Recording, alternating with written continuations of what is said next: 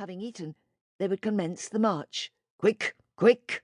Out to the fields for more digging, and weeding of grass, and gathering of stones, until one day she was hoisted onto the back of a wagon full of sickly property, and carried to the town square.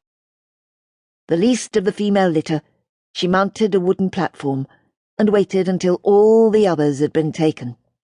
She stood alone now, but the ship's captain eventually nodded without enthusiasm, and her short time in the Indies reached an abrupt conclusion. On her journey to the Indies, it was the rats that had inspired the greatest fear, for they fed with conviction and grew huge and profited handsomely from their passage. The human cargo was chained and manacled in the hold, where they rolled to the left and then back to the right, their rotations determined by the undulating waves. But on each occasion that the vessel dipped, the cargo received the blessing of a libation of slime.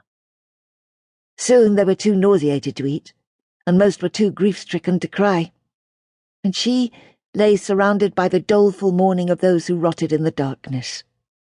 They whispered in plaintive tongues that were beyond the comprehension of her half-chewed ears, and they composed themselves for their own private journeys. During the second voyage, she remained anchored to the splintered floor of the captain's cabin, unless he had business with her. A crude depravity marked this man's crumpled brow, and she soon perceived that her captor was fired with a lust for unconditional obedience. His brutish appetite rose and fell like the ship, and at the termination of his cowardly attacks he would re-shackle her, and then reach for his pipe and smoke the tobacco that appeared to offer him some vestige of peace, in mind and body.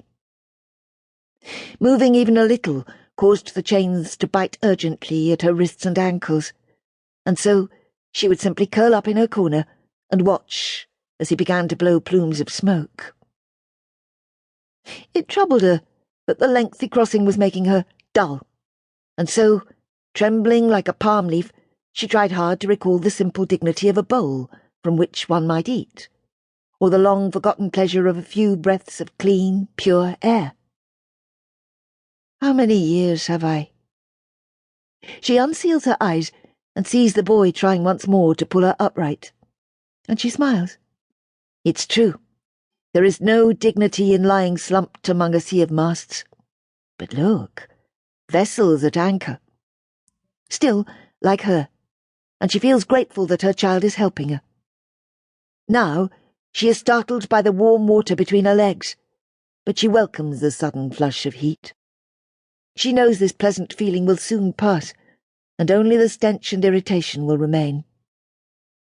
I'm sorry, my child, but tribulation is upon me, and I must sleep some more before standing.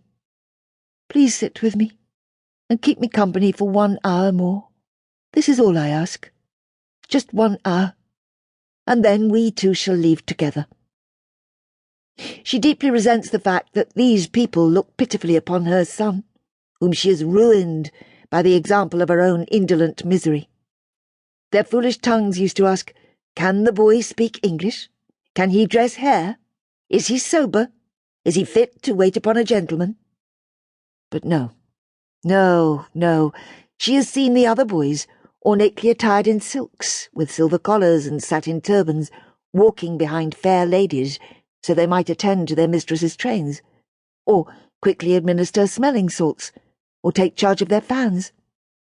But other boys, not her child.